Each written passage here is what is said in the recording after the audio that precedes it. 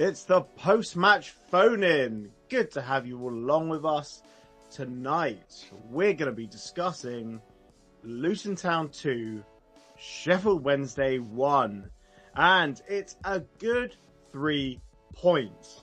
Mainly because it wasn't the best of games from Luton Town. But with me tonight to discuss this and also take your calls is my co-host, Mark Ryman. How are you getting on this evening, Mark? I'm good, thanks, Ollie. I don't really know how to feel. How should I feel? I'm happy with the 3 points. I should be happy. I am happy. I'll just keep saying I'm happy. That's it. I am happy. There's a lot to take away from that, isn't there? There's a lot to digest in there. I'm certainly happy with the last 10 minutes, 15 minutes of that game. Definitely. And how we got 3 points from that, I don't know, but we did, and that's great, and we can move forward. Yeah, what a turnaround it was. It's tough when you don't really play any football for the first, 79 minutes of a match. And to be honest, I think the substitutions of Kraus and Moses completely turned the game, turned the momentum, turned the tide. Yeah. That Moses, he's a direct runner, and Kraus, wow, he was just asking for the ball, spraying out passes. Absolutely love him. Instant fan favourite. Oh my God, tell me about it. Brilliant. Kraus was everywhere. So direct, as you said, but also after we had taken the lead, there was a couple of trapbacks and tackles that were beautiful. Very Sambi Lakonga-like, actually. In his tracking back. And Victor Moses, we have got someone playing on the wing with final product as well. He put some great crosses in. Honestly, I thought every single cross was going to end in a goal. So, yeah, I mean, those two great positives. And let's not forget Carlton Morris, who came on, made the difference. And I'm so happy for him that he's got his brace today. Yeah, absolutely massive cameo from Carlton Morris. Before we get our first speaker on, which is Mark the Hatter, I just want to say I've seen people digging out players on social media, and I think that's terrible. Just don't dig out players on social media. Yes, it was a bad day across the board for us, but just, don't do that. But let's welcome our first speaker, Mark the Hatter. How are you getting on tonight, Brocky, mate? Yep. I'm okay, especially with 3 points. How are you getting on, Mark and Ollie? Yeah, very good. Thanks, mate. Good. Such an interesting day, wasn't it? In so many ways. I'm a bit. I don't really know what to think. I'm a bit confused, to be honest, because there's so many kind of mixed messages that I'm getting from the performance. Rob Edwards. And I don't mean that completely negatively. I mean positive and negative things. First of all, as you say, the 5 subs were brilliant. And Moses and Kraus in particular were outstanding, I thought. I sit just under the David Priest stand, and Victor Moses was right in front of me. And I'm still not sure that Walters is a right wing back. I'd rather him play right centre back. But Moses did 4 times what Walters didn't do the whole game, which was get the ball at his feet and either run at a man or deliver across quickly. And I'm not digging out what was there. He's learning his game. But yeah, Moses was fantastic when he came on. But the 2 things that I don't know that I would like to hear your opinion, guys, is I still think we've got not an identity crisis. 100%. We've got an identity problem. And I worry that managers now are so focused on their personal brand of football rather than winning football games. If you look at Company, for example, Burnley were a bag of shit, but they played relatively attractive football, and that people were purring over that, and oh, look how wonderful they are, and you spent 130 million, fuck off. But my point is they lost a lot of football games, but Company still went and got a job because his brand of football was quite attractive, and that was attracted to bigger clubs.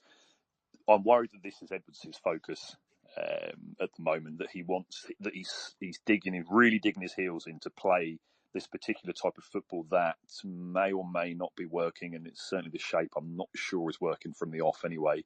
And then secondly, I think the way that the crowd responded to that brand of football, i.e. playing out, it was very like from the Kenilworth Road end is a really kind of audible groan and getting on top of the team when they were passing out, and then they went long.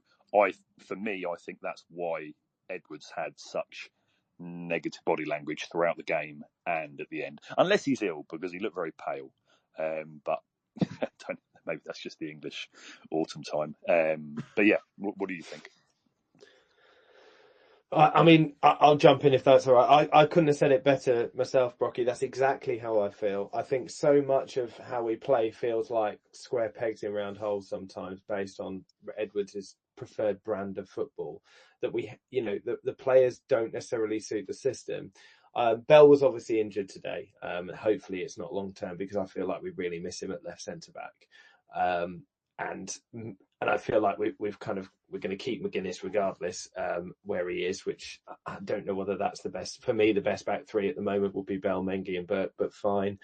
I think the example of that, playing Eli again on his own up front, it didn't really work against Millwall. The assumption was it was likely to be a result of the team we were playing, but playing that same way in this game just meant that the midfield just had no real outball for a lot of that half and ended up giving it away. Chong and Clark very guilty of that in the first half in particular. And I feel the same. I think he was ill here in his post-match. He sounded pretty croaky anyway. But I completely agree. I think we need to make sure that we don't fall into the trap of just this is the way we play and that's it. And I know Edwards has actually come out and said that a number of times, which worries me, because every time we've gone to a 4-4-2, which is what we did all pretty much as soon as those 5 players came on, we look a different team. The funniest thing that he said the last time I remember him saying we're going to play this way was during that BBC Three Counties radio interview, where he said, we're going to keep playing this way. We might not be very good at it, but we're going to keep playing this way. Like if you're not very good at it, just stop playing that way. Yeah. It made no sense to me. And today with the playing out from the back as well, if you can't beat the press, and Sheffield Wednesday, fair play to them, they had our number in midfield. Like Barry Bannon, he must be about 80 years old, and he had legs for days. They were harrying, they were pressing, they were stopping us from even playing through. And then it was a case of pass it along the back and then a long direct ball anyway. And then the ball was lost. So yeah, I can, like Brocky, your point being, I completely understand why the crowd were on top of it. Because it doesn't make very appetizing football, and it is very, very frustrating. Yeah. I'm not one to get on top of the team when they're trying to play a certain way, because practice makes perfect. I know people would say that we're however many games we're in now, 6 games, and we're still trying it and it isn't working. I wouldn't necessarily say stop trying to play that way, as in playing out from the back. I don't massively like it, but if that's what Edwards wants to do, fine. It's the shape that I have the issue with, because is it the box midfield? Yeah, exactly. And as Mark says, it's square pegs in round holes, in the sense that I'm certain that Walters isn't a right wing back. He's a right centre back, and I don't think that you can play Clark and Walsh in the centre of midfield together. I'd rather Clark also being slightly deeper in kind of the real central midfield role, rather than being slightly higher up, because I think he is less effective up there. And there's several examples that we could provide. Morris being one of them when he was played inside forward. So, yeah, I think it just worries me when there's so many signs pointing towards, the sensible choice, which is swallow your pride, change the shape a wee bit, like you did last season, and, let's see how we get on, because when you've done it in games, we've actually done all right. As in when you've changed it halfway through the game or 70 minutes into a game. And I would love to see, if I may, I would love to see Zach Nelson in kind of a roaming number 10 role. I think he would be outstanding in that kind of position.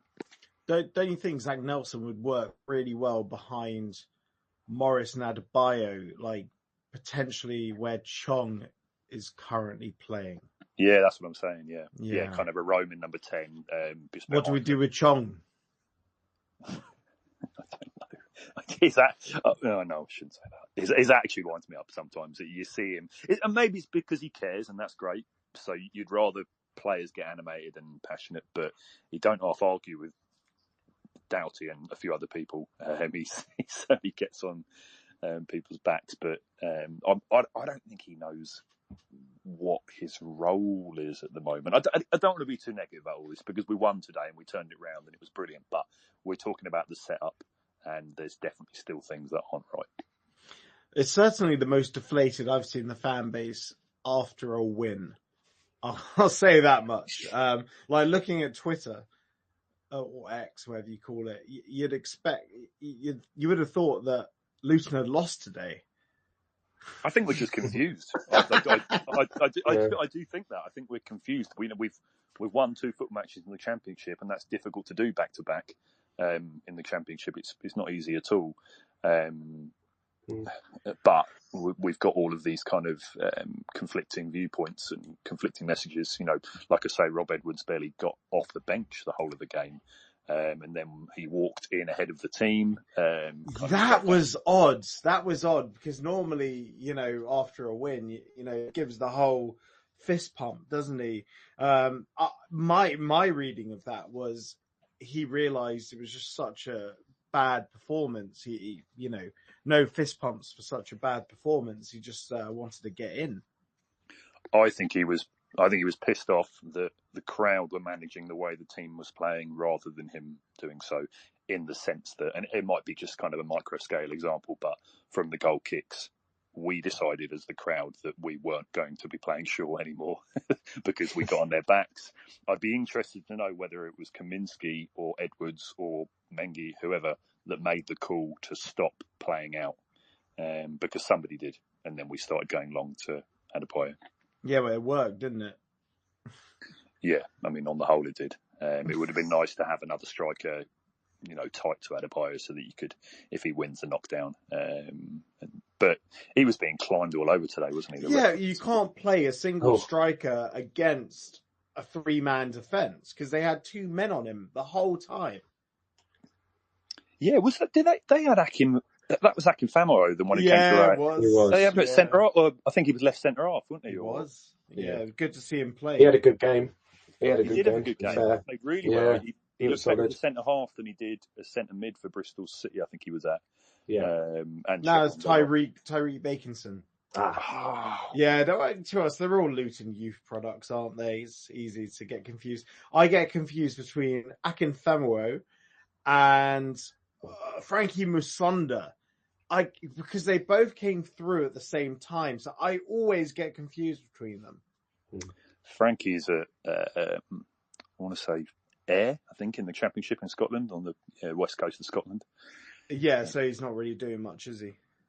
Well, he's playing professional football. And we're just sitting here chatting about football on on Twitter at 9:00 at night. You know, fair play, Frankie. Fun time, Frankie. But yeah, that's what I think about today, and it's a confusing day, but thank God we won. Yeah, appreciate your time, Brocky. Yeah.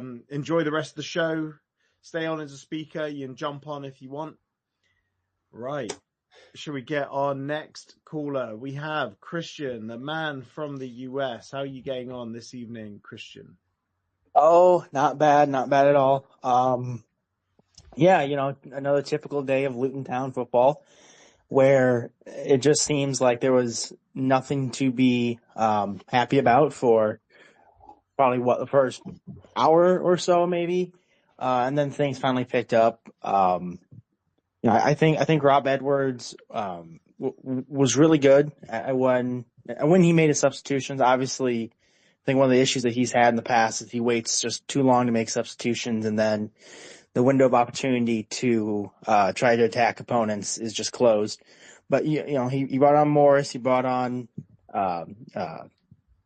Victor Moses and Kraus, and also Nelson, and Kraus and Moses were just just absolutely game changers. They absolutely changed how the team looked out there. I mean, Kraus put in probably 2 or 3 crosses that just I thought they were going to be going in, and ultimately they didn't. Morris, of course, the best penalty taker that Luton Town has, and also probably the best striker that Luton Town has right now. I mean, no disrespect to Elijah Adebayo, but Carlton Morris has just been on it for so much longer than he has. And I think it's good that we're getting back-to-back wins the first time in the league since December of last year. But at the same time, I also think that, maybe if Rob Edwards is a little bit frustrated with how the crowd manages the game more than he does sometimes, then that should be a wake-up call that he needs to make changes, because going away from what he wants to do in the 3-4-3 and moving to kind of more of a back four in the midfield has suited us just so much better. And we've won back-to-back games when we've kind of abandoned what Rob wants to do in terms of shape. Yeah, you made some good points there.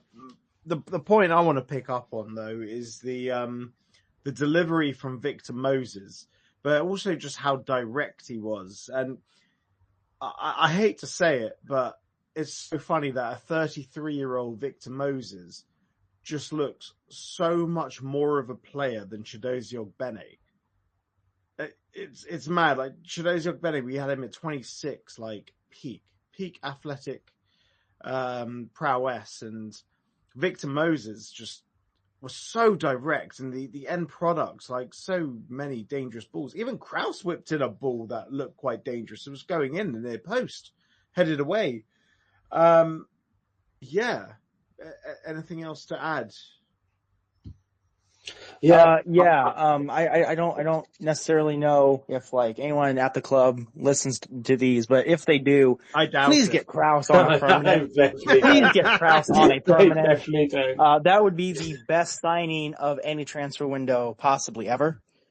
Yeah, he does look a proper player. But to be honest, we all thought Liam Walsh was absolutely sensational after the Millwall game, and the people around me would be like, "Oh God, Liam Walsh, what a terrible game that was."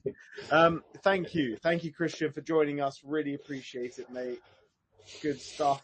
Stay on as a speaker, and you can get involved. If anyone else wants to jump on, please do. Otherwise, we'll call it super duper early. It's amazing after 2 wins, and people just people must be out in the pub. I guess so. I think. I mean, there's a few bits. I mean, I think Eli. To be fair, I don't think we can judge him on the last 2 games fairly with the lack of service. Feeding off scraps is an understatement in that first half, right? And the same at Millwall, really. I know he had that block shot. That was pretty much it. For me as well, the biggest thing, what Mark was saying earlier about identity, I think particularly at home, you can kind of accept the opposition taking a bit more of control away from home. It takes some of the pressure off probably the players as well. But it's that lack of fight or seeming fight at home. Let's be honest, Sheffield Wednesday worked harder than we did in that game. They did. They got to every second ball in that first half.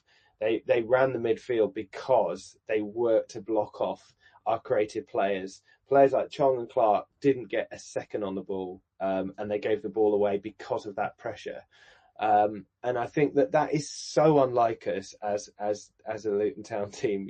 One thing we would always say at home is that we will be pressing the opposition and we will be working harder. Now, working harder may be the wrong choice of words, so I won't take it out of context. But it felt as if either it was nerves or whatever it was, but we just weren't on it. It took us so long. It almost took, the referee's poor decision making in the first half. I mean, let's get this right. The referee in the first half was absolutely appalling. All right, some of the decisions that people were moaning about were 50-50, so I'll give you that. But the Chong one was atrocious. It was atrocious, but actually we needed that. That got the crowd going and that got us going. And actually for the last 10 minutes of the first half, I felt that we were on top and we started to build some momentum. Half-time whistle goes and we go back square one at the start of the second half. And it's like we need that at the moment. Like we need something like that to happen for us to wake up. The crowd as well involved in that too, but it goes both ways, I suppose, doesn't it? I just feel like there's that lack of intensity. It really is about our play at the moment. Whether that's the system or what it is, I'm not sure. I thought the crowd were actually pretty decent today. Yeah, and like I said, very loud, very loud. Yeah, it was loud, I think, but the crowd were getting frustrated. We've already had this about things like the playing out from the back, etc., and that will be interpreted differently in the stands. The crowd getting on the referee's back and shouting the FDFA and everything else, great, and that gets us going a bit, I guess. But we got a decision and celebrated like a goal. It was brilliant. Yeah, it's free kick in our own half. It's just outside our own penalty area. To be honest, most things only happened in our half. We couldn't really get out of half. We couldn't. No, yeah. I don't remember a shot on goal in the first half at all. I think McGuinness had a header. That was saved by the keeper. Tipped over the bar, wasn't it? But yeah, relatively safely. Yeah. Yeah, look, it is quite concerning about the playing out from the back that